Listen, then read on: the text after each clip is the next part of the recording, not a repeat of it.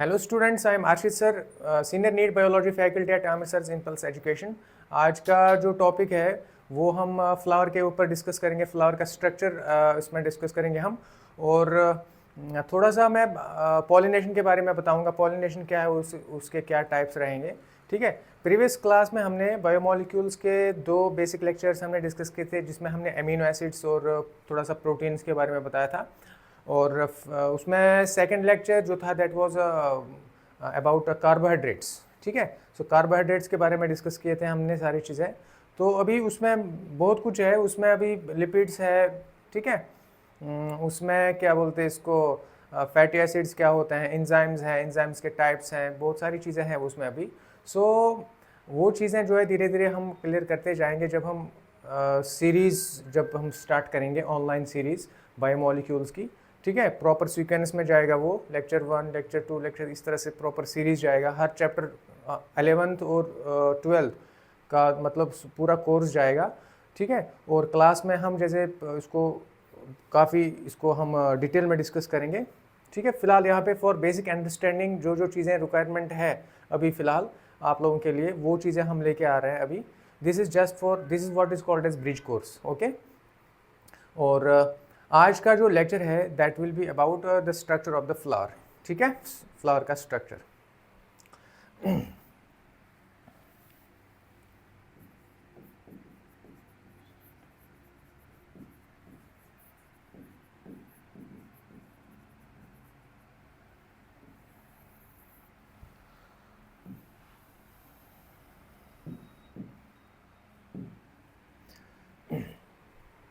ठीक है। सो एक चैप्टर जो 12th सिलेबस का रहता है, उसमें sexual reproduction in flowering plants जिसको बोलते हैं, उसमें ये चीज़ें जो है, ये टॉपिक पूरा उसमें डिस्कस किया जाता है। उसमें पॉलिनेशन पढ़ा जाता है, पॉलिनेशन के टाइप्स आता है उसमें। ठीक है। उसमें कुछ प्रोसेसेस जैसे जहाँ पे पोलन ग्रेन की फॉर्मेशन वाले प्रोसेस को माइक्रोस्पोरोजेनेसिस बोलते हैं। इसी तरह फीमेल गेमेट्स जो है, ठीक है, मेगास्पोरोजेनेसिस जिसको बोलते हैं, वो डिस्कस किया जाता है। उसमें फर्टिलाइजेशन, डबल फर्टिलाइजेशन, ठीक है, सिनगैमी आता है, ट्रिपल फ्यूजन का मतलब क्या है, और पोस्ट फर्टिलाइजेशन इवेंट्स उसमें डिस्कस किए जाते हैं, जैसे एम्ब्रियो कैसे डेवलप हो जाता है। ओके। और इंडोस्पर्म की डेवलपमेंट हम देखते हैं उसमें। देन सीड, उसके types. Okay. Endospermic seeds, non endospermic seeds. इसके बाद फ्रूट्स और फ्रूट्स के टाइप्स, फ्रूट क्या होता है, कहाँ से डेवलप हो जाता है। पॉली एम्ब्रियोनी हम डिस्कस करते हैं। ठीक है। एम्फीमिक्सिस हम डिस्कस करते हैं। बहुत सारे टर्म्स, बहुत सारे प्रोसेसेस और कॉन्सेप्ट्स उस चैप्टर में देखे जाते हैं। ठीक है। तो चैप्टर का नाम क्या है, वो sexual reproduction in flowering plants, वो 12th के सिलेबस में आता है। तो उसी का एक छोटा सा पहला स्टार्टिंग का जो टॉपिक है, बेसिक टॉपिक जिसको हम बोलते हैं, that is the structure of the flower. Okay. And इसके डिफरेंट जो पार्ट्स रहेंगे। ओके। और इसके बाद फ्लावर जो है, एक बाइसेक्सुअल फ्लावर जो होता है, उसमें हम देखते हैं फिर पॉलिनेशन करने में कैसे हेल्प करता है। ओके। सो ये थोड़ा सा बेसिक टॉपिक मैं आपको बताऊंगा यहाँ पे। ठीक है। मुझे उम्मीद है आप इस चीज़ को अच्छे से पढ़ेंगे और इसको अच्छे से समझने की कोशिश करेंगे। ओके। शाबाश। Structure of A typical flower. एक बाइसेक्सुअल फ्लावर की हम यहाँ पे बात करेंगे। Bisexual flower.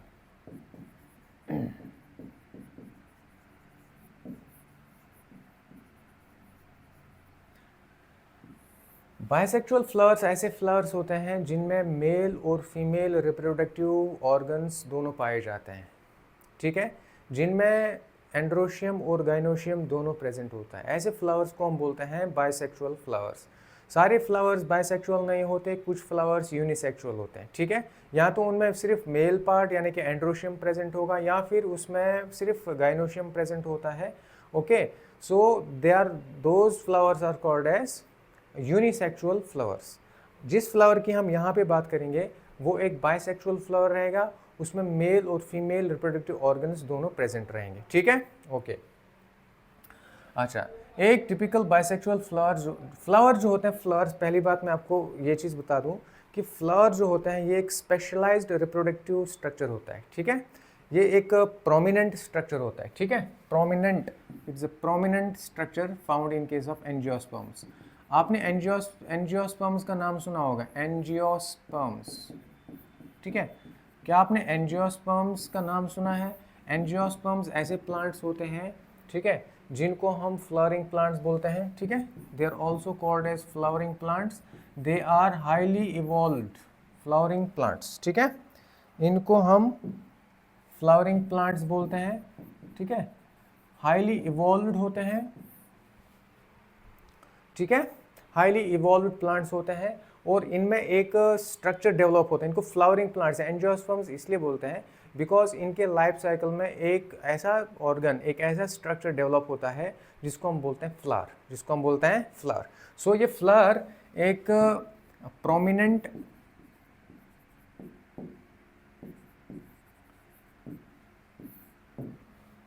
स्ट्रक्चर होता है, स्पेशलाइज्ड होता है, स्पेशलाइज्ड रिप्रोडक्टिव स्ट्रक्चर होता है, एक प्रोमिनेंट और एक स्पेशलाइज्ड रिप्रोडक्टिव स्ट्रक्चर होता है, ठीक है, फ्लावर। और ये फ्लावर जो होता है, जब देखो एक प्लांट का जो लाइफ साइकिल होता है उसमें एक फेज आता है जिसको हम बोलते हैं स्पोरोफाइट, और एक फेज होता है जिसको बोलते हैं गैमेटोफाइट। तो स्पोरोफाइट जब खत्म होता है मतलब वेजिटेटिव फेज, स्पोरोफाइट मतलब वेजिटेटिव फेज, जब एक प्लांट की ग्रोथ हो जाती है उसमें उसमें क्या बोलते हैं, जब वो फिजिकली बड़ा हो जाता है उसमें डिफरेंट फिजिकल स्ट्रक्चर्स डेवलप हो जाए, जैसे रूट्स डेवलप होते हैं, जैसे स्टेम, ठीक है, एक प्लांट की ग्रोथ हो जाती है उसमें लीव्स डेवलप होते हैं, ब्रांचेस डेवलप हो जाते हैं पूरा, ठीक है। तो जब तक वो फेज रहता है उसको बोलते हैं स्पोरोफाइटिक फेज या उसको वेजिटेटिव फेज के नाम से जानते हैं। एक बार वो फेज, ग्रोथ फेज कंप्लीट हो गया, इसके बाद उसमें मैच्योरिटी आती है, ठीक है, उस देन दूसरा फेज स्टार्ट हो जाता है, उसको बोलते हैं रिप्रोडक्टिव फेज। तो रिप्रोडक्टिव फेज की जो शुरुआत है वो फ्लावर से होती है। सो फ्लावर जो है it marks the end of the vegetative phase and it marks the beginning of the reproductive phase. समझ गए बात? सो फ्लावर जो है, flower marks the end of vegetative phase. कौन सा phase? Vegetative phase, and it marks the beginning of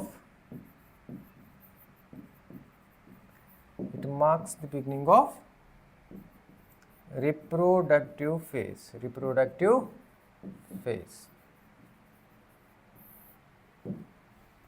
ठीक है।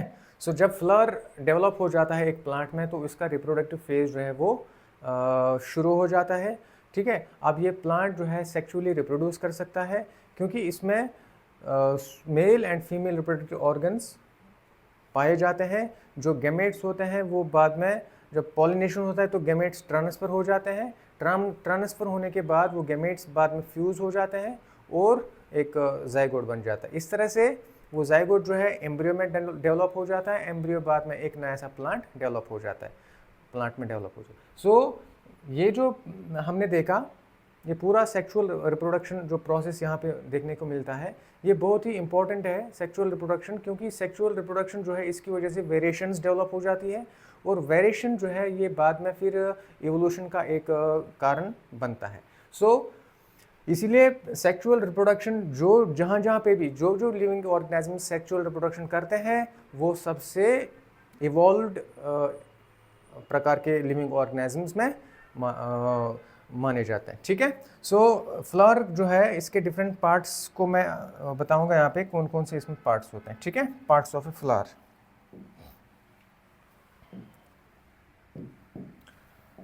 Parts of a flower, एक फ्लावर में कौन कौन से पार्ट्स देखने को मिलते हैं। एक फ्लावर में आपको कैलिक्स देखने को मिलेंगे। 4 इंपॉर्टेंट पार्ट्स यहाँ पे देखने को मिलेंगे। कैलिक्स, एक है कैलिक्स। कैलिक्स मतलब sepals, they are called as sepals, ठीक है। कोरोला होता है, कोरोला, इनको पेटल्स के नाम से जानते हैं, कलर्ड जो पार्ट रहता है, ओके। एंड्रोशियम होता है, एंड्रोशियम,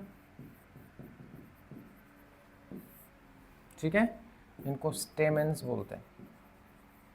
स्टेमेंस का पूरा जो वर्ल है, पूरा वर्ल ग्रुप, ठीक है, वो पूरा एंड्रोशियम बनाता है।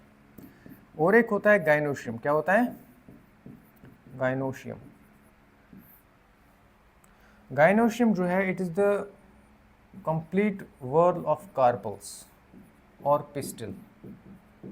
पिस्टिल, जितने भी पिस्टिल हैं एक फ्लावर में, वो सब मिलके गाइनोशियम बनाता है।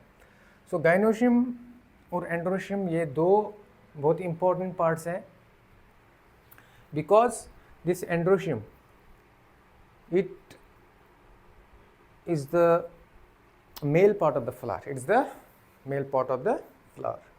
Gynoecium is the female part या organ of the flower. Okay?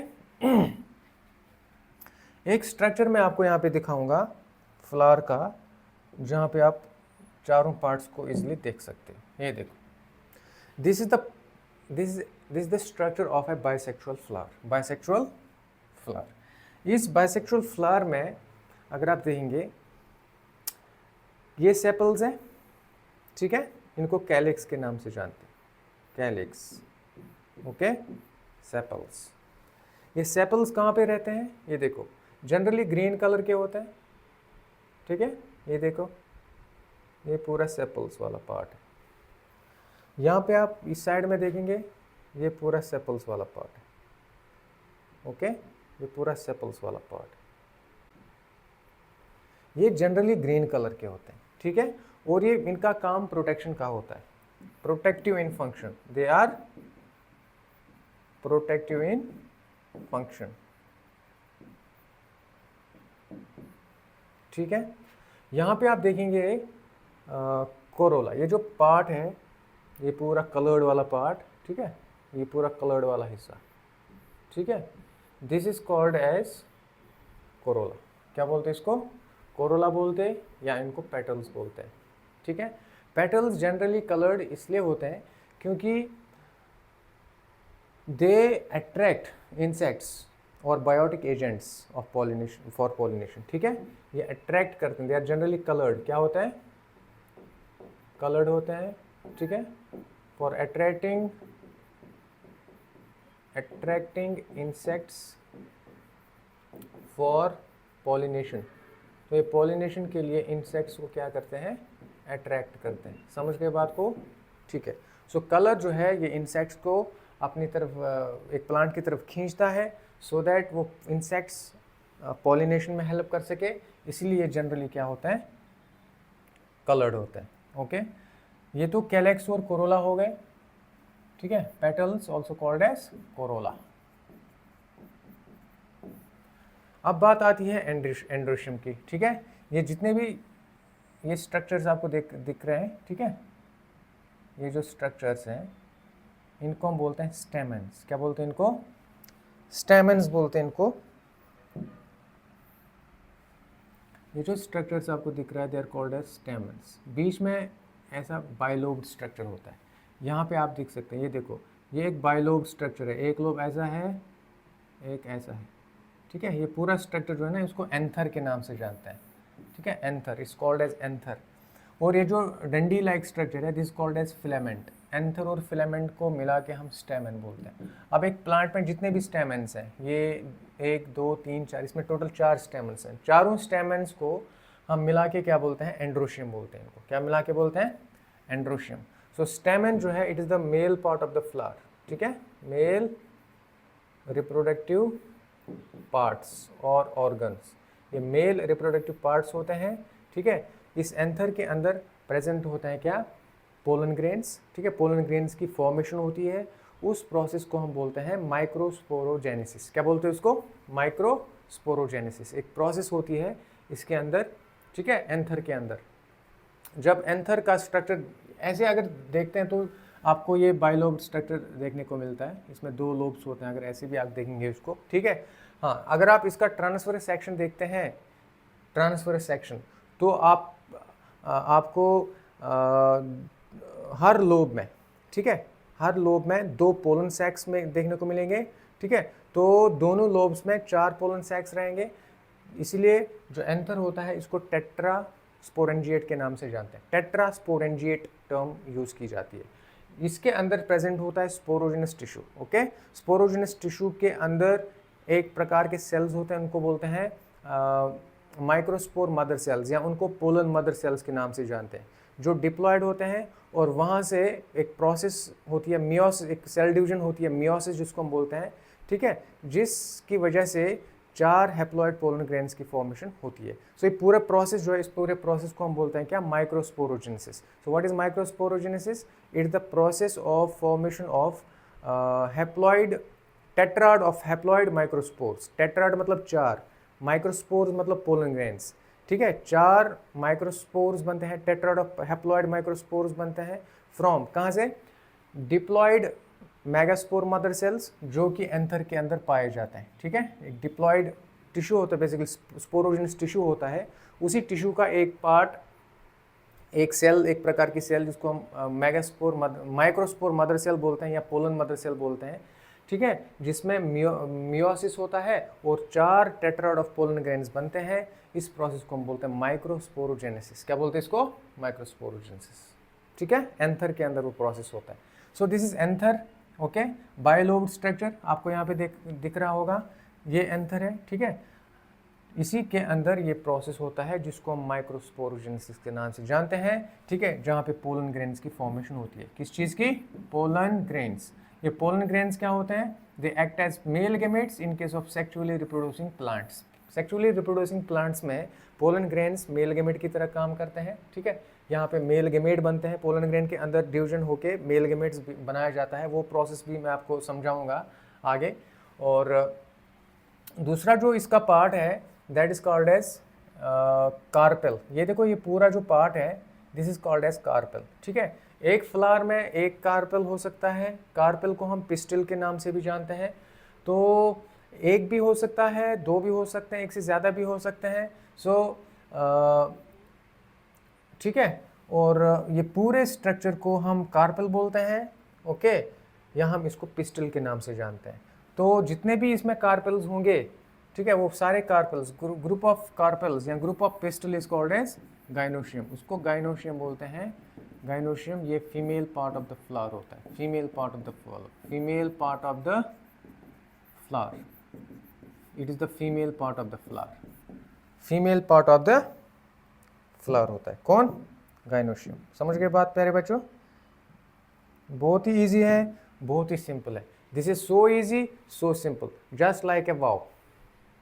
अच्छा, तो it is the female part of the flower, gynoecium बोलते हैं इसको। ये पिस्टिल है, ये एक पिस्टिल है, ठीक है। अब इस पिस्टिल में 3 पार्ट्स हैं। कितने पार्ट्स? 3 पार्ट्स। इसको हम बोलते हैं स्टिग्मा, इसको बोलते हैं स्टाइल, ये जो पार्ट है इसको बोलते हैं ओवरी। दिस इज ओवरी, ठीक है। ये जो पार्ट है इसको, इस पूरे पार्ट को हम क्या बोलते हैं? ओवरी बोलते हैं। ये बीच का वाला जो पार्ट है, ये बीच का जो पार्ट है, इसमें जो ओवरी को स्टिग्मा के साथ कनेक्ट करता है, इसको हम बोलते हैं स्टाइल। क्या बोलते हैं इसको? स्टाइल बोलते हैं इसको। अब ये ऊपर वाला जो पार्ट है, this is very very important. ये जो पार्ट है दिस इज वेरी इंपॉर्टेंट। क्या है? बहुत ही ज़रूरी है, ये बहुत ही ज़रूरी पार्ट है। This is very important, this is very important and this part is called as stigma. क्या बोलते हैं इसको? स्टिग्मा बोलते हैं इसको। ये स्टिग्मा कहलाता है क्योंकि ये जो पार्ट है फ्लावर का, ये इसमें पोलिनेशन का बहुत ही इंपॉर्टेंट, ये पोलन ग्रेन्स को ट्रैप करता है। क्या करता है? ट्रैप करता है। जो पोलन ग्रेन्स वहाँ से आते हैं किसी दूसरे प्लांट से या खुद के प्लांट से, सेम प्लांट से या डिफरेंट प्लांट से अगर पोलन ग्रेन्स आते हैं, वो कहाँ पे लैंड करते? स्टिग्मा के ऊपर लैंड करते हैं, यहाँ पे लैंड करते हैं, ठीक है। स्टिग्मा के ऊपर वो लैंड करते हैं और स्टिग्मा के ऊपर ही वो क्या हो जाते हैं? जर्मिनेट हो जाते हैं। जर्मिनेट हो जाते हैं। समझ गए बात?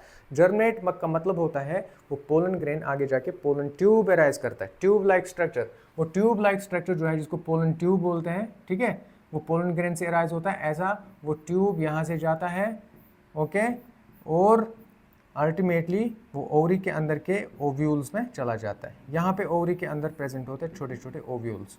क्या होते हैं? छोटे छोटे ओव्यूल्स होते हैं। ये देखो यहाँ पे लिखा हुआ है ओव्यूल, ये ओव्यूल लाइक ये जो स्ट्रक्चर आपको दिख रहा है दिस कॉल्ड एज ओव्यूल। इसी ओव्यूल के अंदर प्रेजेंट होते हैं फीमेल गेमेट्स, यानी जिनको हम एग सेल्स बोलते हैं। क्या बोलते हैं? एग सेल्स, ठीक है। और भी एक प्रकार के सेल्स इस ओव्यूल में पाए जाते हैं जिनको बोलते हैं सिनर्जिड्स। क्या बोलते हैं जिनको? सिनर्जिड्स। सिनर्जिड्स से निकलने वाले कुछ केमिकल्स सिनर्जिड्स में प्रेजेंट होते हैं, छोटे छोटे स्ट्रक्चर्स जिनको हम फिलीफॉर्म एपैरेट्स बोलते हैं। फिलीफॉर्म एपैरेट्स से निकलने वाले कुछ केमिकल्स इस पोलन ट्यूब की एंट्री को गाइड करते हैं, ठीक है। इस पोलन ट्यूब की एंट्री को क्या करते हैं? गाइड करते हैं। समझ गए प्यारे बच्चों? ये बहुत ही इजी है, बहुत ही इंपॉर्टेंट है, ठीक है। यहाँ पे फ्लावर का हमने स्ट्रक्चर पढ़ा। फ्लावर में कितने पार्ट्स होते हैं? एक पार्ट मैंने बोला क्या, ठीक है, ये एक पार्ट हो गया। देखो ये एक पार्ट हो गया कैलिक्स, ठीक है। कितने पार्ट्स होते हैं? एक पार्ट मैंने कैलिक्स बोला, ठीक है, जिनको सेपल्स के नाम से जानते हैं। दूसरा पार्ट जिसको कोरोला बोलते हैं, यहाँ पेटल्स बोलते हैं इनको, ठीक है। एंड्रोशियम, एंड्रोशियम मतलब male part of the flower, ठीक है, it is the male part of the flower, male part of the flower. And gynoecium it is the female part of the flower, okay. Androecium जो है इसमें stamens आते हैं, group of stamens, ठीक है। एक स्टेमन अगर आप देखेंगे इसका ऐसा स्ट्रक्चर रहता है, एक डंडी रहती है ऐसी वाली, और ऊपर एक बाइलोब्ड स्ट्रक्चर होता है जिसको एंथर के नाम से जानता है। किस नाम से जानता है? एंथर के नाम से। और ये जो डंडी लाइक स्ट्रक्चर है इसको बोलते हैं फिलामेंट। दोनों को मिला के बोलते हैं क्या? स्टेमन। दोनों को क्या बोलते हैं? स्टेमन। दोनों को स्टेमन के नाम से जानते हैं। और जितने भी स्टेमन्स होंगे एक फ्लावर के अंदर, ठीक है, 10 है, 12 है, 15 है, कितने हैं, वो सारे स्टेमन्स को मिला के एंड्रोशियम बोलेंगे। गाइनोशियम क्या होता है? गाइनोशियम जो है वो बिल्कुल सेंटर वाला जो पार्ट रहता है इसको कार्पल बोलेंगे या पिस्टल बोलेंगे। कितने कार्पल्स हैं, कितने पिस्टल्स हैं टोटल? पूरा जो वर्ल है, वर्ल, ठीक है, जिसको हम वर्ल बोलते हैं, the complete whorl of carpels of pistil, और pistil is called as gynoecium, is called as gynoecium and it is the female part of the flower, female part of the flower. अच्छा, gynoecium जो है या carpel या pistol जो रहता है इसमें 3 पार्ट्स होते हैं। कितने पार्ट्स? 3 पार्ट्स होते हैं, ठीक है। एक ये वाला पार्ट जिसको हमने स्टिग्मा बोला था, क्या बोला था? स्टिग्मा। एक ये वाला पार्ट जिसको हमने स्टाइल बोला था, एक ये वाला पार्ट जिसमें हमने ओवरी बोला था। तीनों को मिला के कार्पल बोलते हैं या पिस्टल बोलते हैं। समझ गए बात को? ओके। सो इस ओवरी के अंदर, जो ओवरी है, इस ओवरी के अंदर होते हैं ओव्यूल्स। क्या होते हैं? ओव्यूल्स, छोटे छोटे ओव्यूल्स। उन ओव्यूल्स के अंदर प्रेजेंट होता है एग सेल। क्या होता है?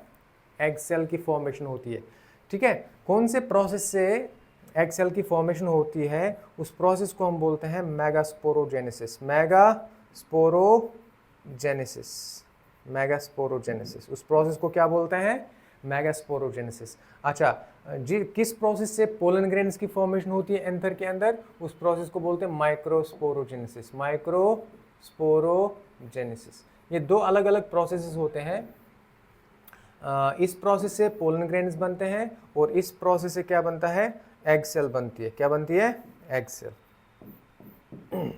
पूरा एम्ब्रियो सैक बनता है, उस एम्ब्रियो सैक के अंदर एक सेल एग सेल होती है। एम्ब्रियो सैक जो है वो एक 7 सेल्ड एंड 8 न्यूक्लिएटेड स्ट्रक्चर होता है। उसमें 7 सेल्स होते हैं, 3 एंटीपोडल्स बनते हैं, ओके। इस प्रोसेस के दौरान 3 एंटीपोडल्स बनते हैं ऊपर की तरफ, बीच में एक डिप्लॉयड सेकेंडरी न्यूक्लियस होता है, हो गए 4 सेल्स, और बेस पे, ओके, 2 सिनर्जिड्स होते हैं, हो गए 6, और एक एग सेल सिनर्जिड्स के बीच में पाई जाती है जिसको हम एग सेल बोलते हैं, ओके। तो टोटल हो गए 7 सेल्स। इस प्रोसेस के दौरान टोटल 7 सेल्स बनते हैं, उनमें से एक सेल एग सेल होती है। क्या होती है? Egg cell. समझ गए बात? Clear? Is this very very clear? Okay. तो माइक्रोस्पोरोजेनेसिस में क्या होता है? एक डिप्लॉयड माइक्रोस्पोर मदर सेल जो है या पोलन मदर सेल, पीएमसी, वो डिप्लॉयड सेल होती है 2n, ठीक है। वो उसकी मियोसिस होती है, meiosis, what is meiosis? Meiosis is reductional cell division, जिसमें एक सेल जो है पेरेंट सेल, ओके, वो दो मियोसिस फर्स्ट में 2 सेल्स बनते हैं और मियोसिस सेकंड में 2, टोटल 4 सेल्स बनते हैं। वो 4 सेल्स क्या होते हैं? हैप्लॉइड।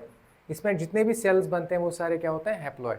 सो मियोसिस एक, इसीलिए मियोसिस को हम रिडक्शनल डिवीजन के नाम से जानते हैं, क्योंकि इसमें क्रोमोसोम नंबर हाफ होता है। क्रोमोसोम नंबर क्या होता है? हाफ। कहाँ पे? डॉटर सेल्स में, ठीक है। पेरेंट सेल में क्या होता है? पेरेंट सेल क्या होती है? डिप्लॉयड। पेरेंट सेल डिप्लॉयड होती है, और जो डॉटर सेल्स बनते हैं, डॉटर सेल्स में हाफ नंबर ऑफ क्रोमोसोम्स होते हैं, मतलब वो n नंबर ऑफ क्रोमोसोम में पाए जाते हैं, ओके। सो यहाँ पे जो पोलन ग्रेन्स बनते हैं या माइक्रोस्पोर्स जिनको बोलते हैं, माइक्रोस्पोर्स, वो क्या होंगे? वो हैप्लॉइड होते हैं, 4 बनते हैं। वो कितने? 4 बनते हैं। टेट्राड ऑफ माइक्रोस्पोर बनते हैं। इस पूरे प्रोसेस को हम बोलते हैं माइक्रोस्पोरोजेनेसिस। ये कहाँ पे होता है? एंथर के अंदर। यहाँ पे ये जो ओवरी है, ओव्यूल के अंदर जो है, ये कौन सा प्रोसेस होगा? उसको बोलते हैं मेगास्पोरोजेनेसिस, ठीक है। इस ओव्यूल के अंदर आपको देखने को मिलते हैं कौन? Megaspore mother cells, MMC. जिस तरह वहाँ पे पीएमसी होता है, ठीक है, इसी तरह यहाँ पे एमएमसी होता है, डिप्लॉयड। सो ये डिप्लॉयड एमएमसी जो है, इसमें मियोसिस होगा। क्या होगा? मियोसिस होगा। इट अंडरगोज मियोसिस, ठीक है, and it will form how many cells? 4 haploid cells. 4 haploid cells, 4 haploid cells बनेंगे। इनमें से 3, ऊपर वाले 3 क्या हो जाते हैं? डीजेनरेट हो जाते हैं। और ये वाली जो सेल है ये, ठीक है, इसमें 3 सक्सेसिव माइटोटिक डिविजन्स होंगी। 3 सक्सेसिव माइटोटिक डिविजन्स। एक डिवीजन से 2 सेल्स बनेंगे, एक डिवीजन से 2 सेल्स बनेंगे, 2 डिवीजन से 4 सेल्स बनेंगे, और 4 सेल से 8 सेल्स बनेंगे। 3 सक्सेसिव माइटोटिक डिविजन्स के दौरान इसमें 8 सेल्स बनेंगे, ठीक है। अब 8 सेल्स जो हैं, उनमें से 2 सेल्स कंबाइन होके बीच में एक सेकेंडरी डिप्लॉयड सेल बनाती है, या सेंट्रल सेल जिसको हम बोलते हैं, ठीक है। तो टोटल नंबर ऑफ सेल्स क्या हो जाता है? 7 हो जाता है। वो जो 7 सेल स्ट्रक्चर है, ठीक है, वो जो 7 सेल्ड स्ट्रक्चर होता है, उसको हम बोलते हैं एम्ब्रियो सैक, या उसको फीमेल गैमेटोफाइट के नाम से जानते हैं, ओके। वो जो 7 सेल स्ट्रक्चर होता है, उसमें से एक सेल एग सेल भी होती है। क्या होती है? उसमें से एक सेल एग सेल भी होती है। इसीलिए ये प्रोसेस के द्वारा क्या हुआ? माइक्रोस्पोर्स बन गए, और ये प्रोसेस के द्वारा क्या बन गए? मेगास्पोर्स बन गए। मेगास्पोर्स या एग सेल्स बन गए, मेगास्पोर्स या एग सेल्स बन गए, ठीक है। समझ गए बात को? ओके। सो मेगास्पोर्स इनको बोलेंगे, इसकी वजह से जो सेल्स बनते हैं बाद में, उसको फिर एग सेल बनते हैं। क्लियर? समझ में आ गई बात? Okay. So this is very very clear to you. I hope कि आपको ये फ्लावर का पूरा स्ट्रक्चर आपको समझ में आ गया होगा अच्छे से, ठीक है। एक बार फ्लावर को ज़रा और देखिए, मज़ा आ जाएगा आपको। ये देखो क्या फ्लावर है, क्या ज़बरदस्त स्ट्रक्चर है, ठीक है। आपको भी देख के मज़ा आ गया होगा, जैसे मुझे इसको देख के बड़ा मज़ा आ रहा है। कितना ज़बरदस्त ब्यूटीफुल फ्लावर है, ठीक है। इसके डिफरेंट पार्ट्स हमने डिस्कस किए। आई होप आपको ये बहुत सारे पार्ट्स जो है इसके वो अच्छे से समझ में आ गए होंगे, ठीक है। ठीक है। नेक्स्ट जो टॉपिक इसके रिलेटेड जो चीज़ रहेगा, दैट विल बी पॉलिनेशन, ठीक है। पॉलिनेशन के थोड़ा सा जो बेसिक टर्मिनोलॉजी है उसमें, उसको हम पढ़ने की कोशिश करेंगे, समझने की कोशिश करेंगे, ठीक है। इसको आप लिख सकते हैं।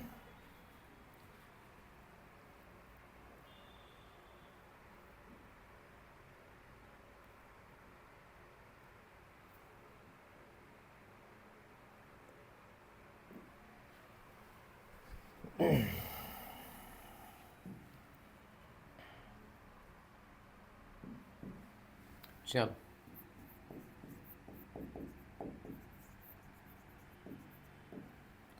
What is pollination? पॉलिनेशन क्या होता है प्यारे बच्चों? ये एक इम्पॉर्टेंट प्रोसेस है, ठीक है, जहाँ पे प्लांट्स जो है, सेक्सुअली रिप्रोड्यूसिंग प्लांट्स, जहाँ पे गैमेट्स को ट्रांसफ़र करते हैं, ठीक है।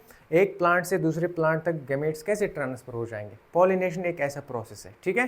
सो पॉलिनेशन जो है, इसमें ट्रांसफर ऑफ गैमेट्स होता है। क्या होता है? Transfer of pollen grains, transfer of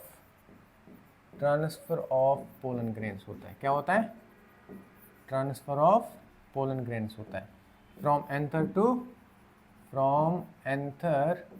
to stigma, from anther to stigma,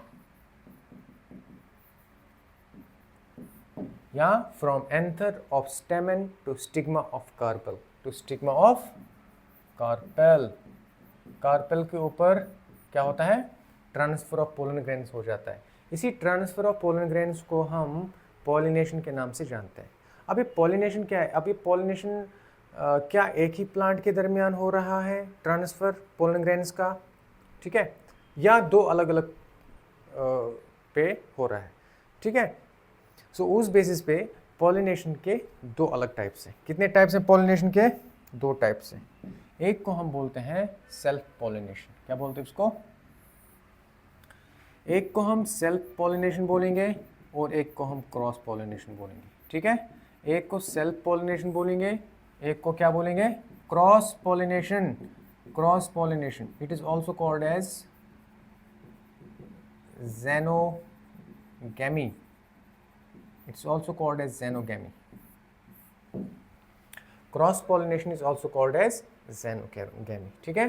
self pollination जो है, ठीक है, it is further of two types.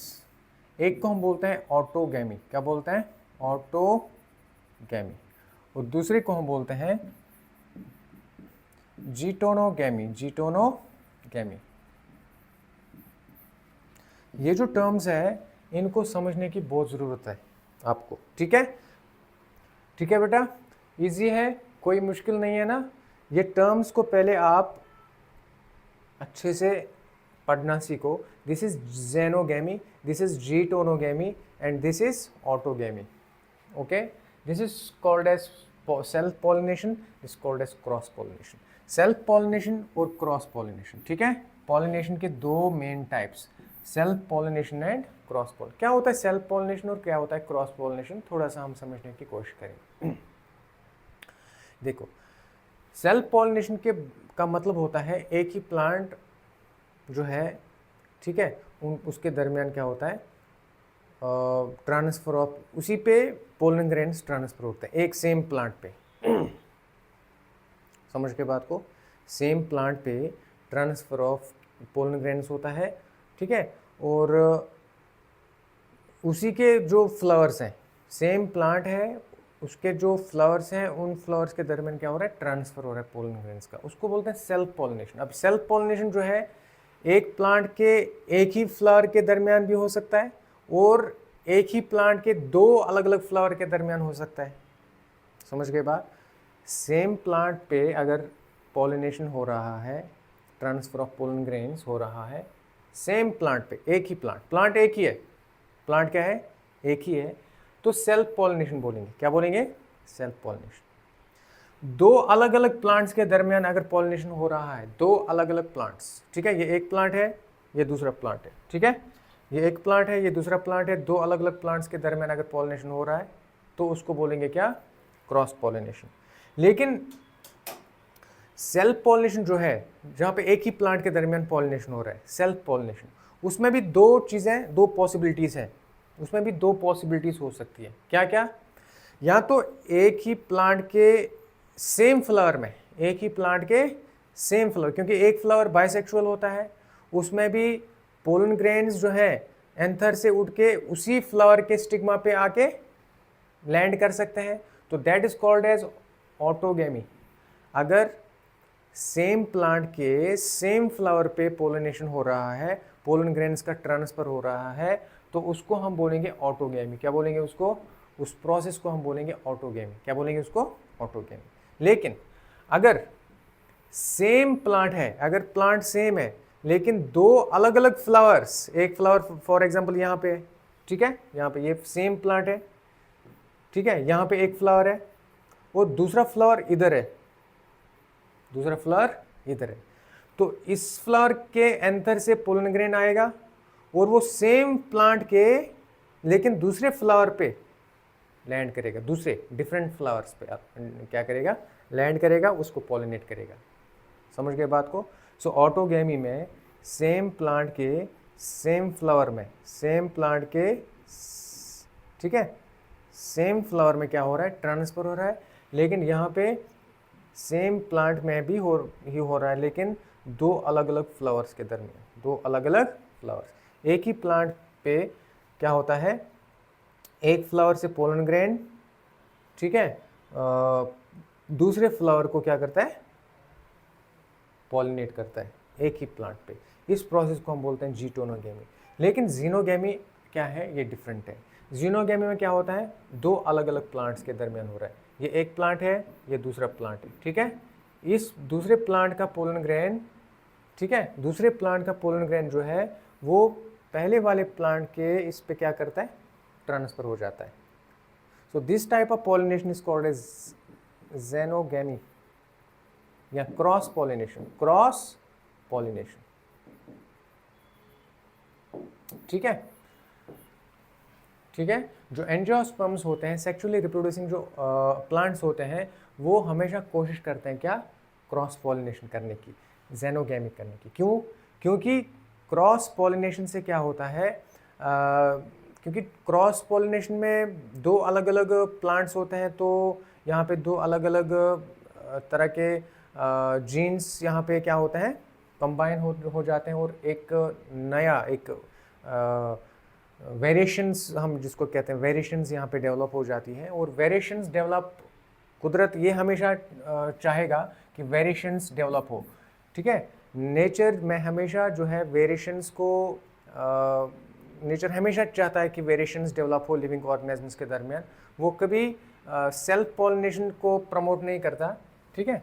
Nature कभी सेल्फ पॉलिनेशन को प्रमोट नहीं करता, वो कोशिश करता है कि क्रॉस पॉलिनेशन ज़्यादा से ज़्यादा प्रमोट हो, ज़्यादा से ज़्यादा वेरिएशंस डेवलप हो, ज़्यादा से ज़्यादा इवोल्यूशन हो, ठीक है। इवोल्यूशन के लिए वेरिएशन ज़रूरी है, और वेरिएशंस के लिए क्रॉस पॉलिनेशन या डिफरेंट जो दो अलग अलग पेरेंट्स का होना बहुत ज़रूरी है, ठीक है। दो पेरेंट्स का होना इसलिए ज़रूरी होता है क्योंकि दो पेरेंट्स से दो अलग अलग जेनेटिक जो मेकअप है दोनों का अलग अलग होता है। सो दोनों का जेनेटिक मेकअप जब कंबाइन होगा तभी जाके एक तीसरा नया चीज़ डेवलप हो जाएगा। समझ गए बात को। सो प्लांट्स में जो सीड्स होते हैं, सीड्स जो बनते हैं वो दो अलग अलग जेनेटिक मेकअप की कॉम्बिनेशन की वजह से बनते हैं वो सीड्स।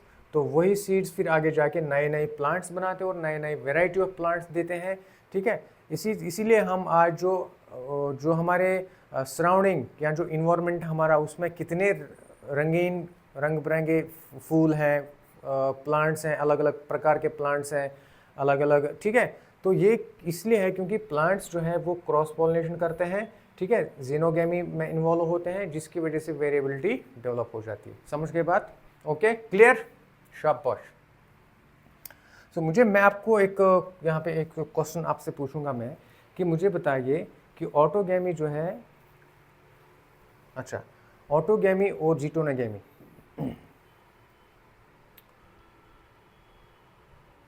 इनमें डिफरेंस क्या है, इनमें क्या डिफरेंस है, क्या आप में से कोई बता सकता है? अभी तो कोई नहीं बता सकता, मैं आपको इसका जवाब बताऊंगा।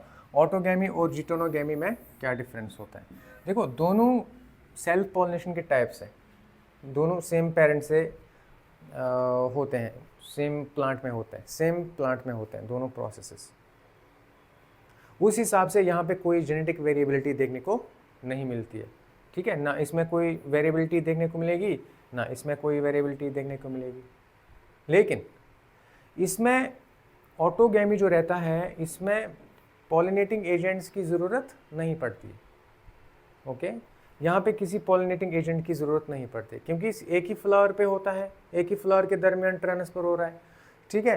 सो ये इजीली हो सकता है, इसमें कोई किसी पर्टिकुलर एजेंट की ज़रूरत नहीं पड़ सकती है।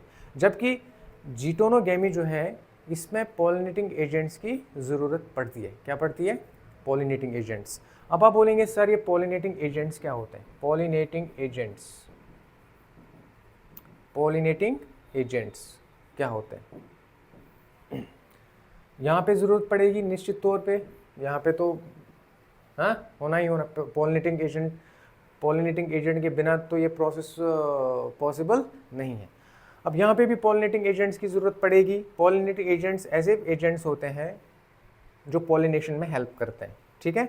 ऐसे एजेंट्स, ऐसे फैक्टर्स जो पॉलिनेशन में हेल्प करते हैं उनको बोलते हैं पॉलिनेटिंग एजेंट्स, ठीक है। जैसे pollinating agents can be of two types, they can be biotic agents और they can be abiotic agents.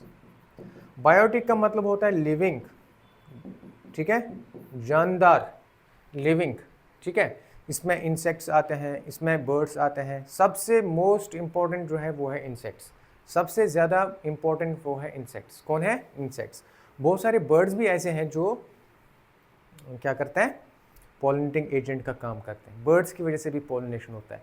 Birds जब एक फ्लावर पे बैठते हैं तो वो पोलन ग्रेन्स उनके पर के साथ, विंग्स या उनके पैरों के साथ क्या होता है, पैर के साथ अटैच हो जाता है, ठीक है।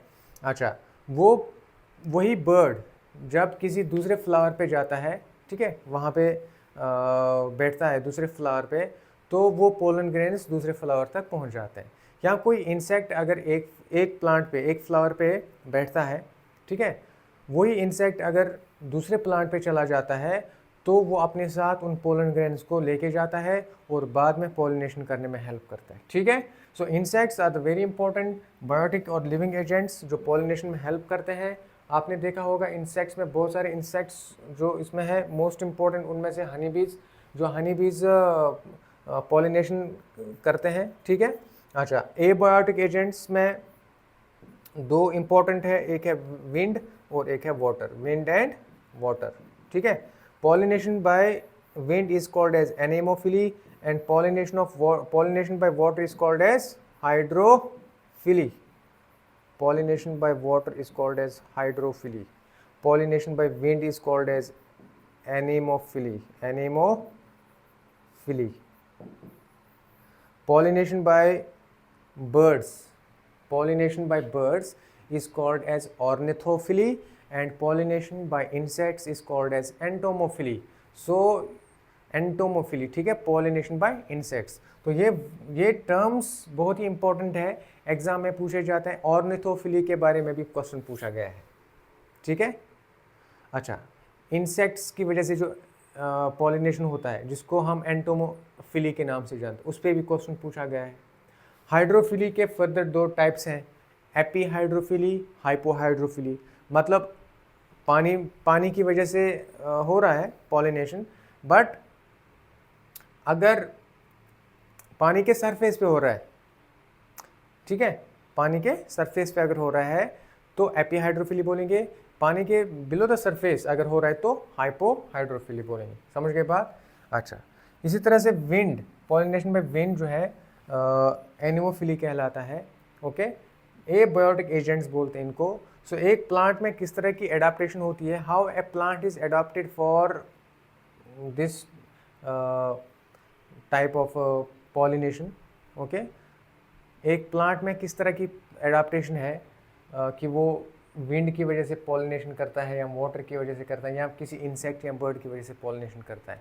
तो एक प्लांट जो है उसमें अलग अलग प्रकार की एडाप्टेशन देखने को मिलती है। जैसे बायोटिक एजेंट्स की वजह से जो प्लांट्स पॉलिनेशन करते हैं उनमें क्या होता है, उनमें नेक्टर अच्छा रहता है, their flowers are full of nectar, इनके फ्लावर्स रंगीन होते हैं, ठीक है, कलरफुल फ्लावर्स होते हैं, ताकि जो बायोटिक जो एजेंट्स हैं पॉलिनेशन, जैसे बर्ड्स हो गए या जैसे इंसेक्ट्स हो गए, ठीक है, वो क्या करते हैं, वो अट्रैक्ट हो जाते हैं, ठीक है, वो अट्रैक्ट हो जाएंगे उन कलरफुल और फुल ऑफ नेक्टर, ठीक है। और उनके जो पोलन ग्रेन्स होते हैं वो काफ़ी स्टिकी होते हैं। क्या होता है? स्टिकी होते हैं, फेदरी रहता है, उनका स्टिग्मा भी फेदरी रहता है ताकि वो पोलन ग्रेन्स को क्या कर सके, ट्रैप कर सके। ये कुछ एडाप्टेशंस होते हैं बायोटिक एजेंट्स से जो पॉलिनेशन करते हैं जो प्लांट्स। इसी तरह एबायोटिक एजेंट्स की वजह से जो करते हैं पॉलिनेशन, ठीक है, उनमें कोई कलरफुल फ्लावर प्रोड्यूस करने की ज़रूरत नहीं, उनमें नेक्टर प्रोड्यूस करने की ज़रूरत नहीं होती है, ठीक है। और लेकिन उनमें पोलन ग्रेन का जो स्ट्रक्चर है, ठीक है, वो डिफरेंट हो जाता है। तो अलग अलग प्रकार की एडाप्टेशंस हमें देखने को मिलती है इसमें। ओके, सो वो भी एग्ज़ाम में आता है, पूछा जाता है, उनको हम डिटेल में डिस्कस करेंगे आगे। ओके, सो यहाँ पे जो बेसिक अंडरस्टैंडिंग जो होनी चाहिए थी आपको, पॉलिनेशन क्या है, सेल्फ पॉलिनेशन, क्रॉस पॉलिनेशन क्या होता है, ठीक है, ऑटोगैमी, जीटोनोगैमी और जेनोगैमी, ये 3 प्रकार के पॉलिनेशंस हैं, टाइप्स, ये हमने डिस्कस किए, ठीक है। और इससे पहले जो स्ट्रक्चर ऑफ फ्लावर है उसमें डिफरेंट पार्ट्स हैं, वो जिस तरह से हमने क्लियर किए, मुझे लगता है कि बेसिक जो पूरा इन्फॉर्मेशन है, पूरा इन्फॉर्मेशन आपको मिल गया होगा, बेसिक इन्फॉर्मेशन, ठीक है। आगे जो इसके रिलेटेड जो कनेक्टेड चीज़ें रहेंगी, ठीक है,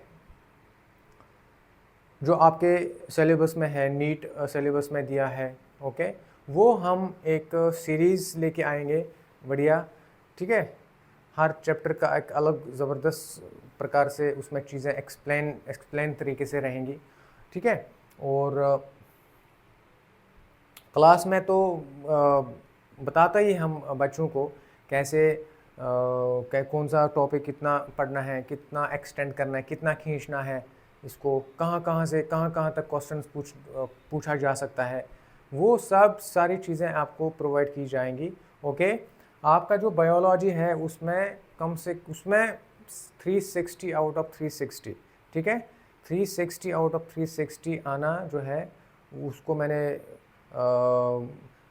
मैंने इस चीज़ को बस ठान लिया है कि बच्चों को 360 आउट ऑफ 360 लाकर ही लाना है, ठीक है। ये मेरा वादा है आपके साथ, आप जुड़ते रहिए हमारे साथ, ठीक है, और इन लेक्चर्स बेसिक चीज़ों को आप अच्छे से पढ़ते रहिए। ओके, आज के लेक्चर में जितना हमने पढ़ा, उम्मीद है आपको ये अच्छे से समझ में आ गया होगा।